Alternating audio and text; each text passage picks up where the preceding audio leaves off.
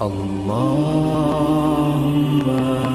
صل على محمد وآل محمد حبيب الله.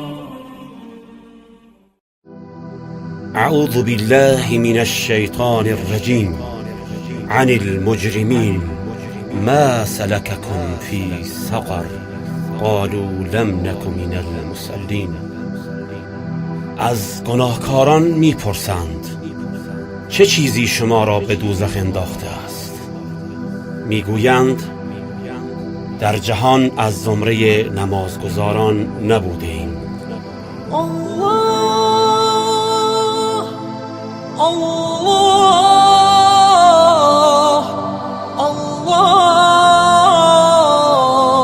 الله ای فراری گشته از درگاه رحمان بی نماز، کرده ای تو ترک راه دین و ایمان بی نماز. ای فراری گشته از درگاه رحمان بی نماز، کرده ای تو ترک راه دین و ایمان بی نماز. حب دین و آیت و ایمان و رسم بندگی، نیست در تو ذره‌ای غافل ز یزدان بی نماز. امر حق را زیر پا کردی تو در ترک نماز، تا به کی باشی مطیع ای نفس و شیطان بی نماز؟ تا به کی این سستی و این تنبلی و خودسری، این ضرر را کی توانی کرد جبران بی نماز؟ این ضرر را کی توانی کرد جبران بی نماز؟ به کی اندر کویر گمرهی غافل شوی، خویشتن را افکنی در چاه خسران بی نماز.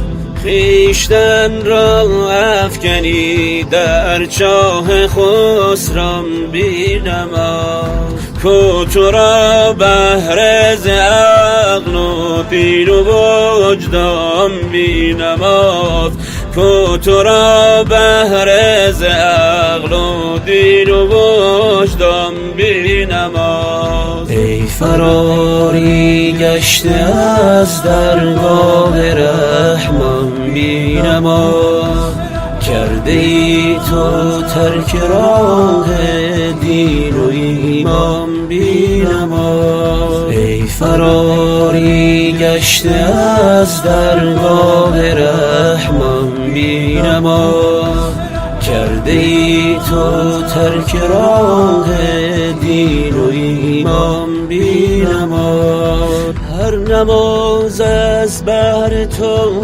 معراج باشد بالیقین، بال و پر بگشا به سویش از دل و جان بی نماز. نفس و شیطان از تو میخواهند تا ترکش کنی، تا شوی مانند شیطان نزد منان بی نماز.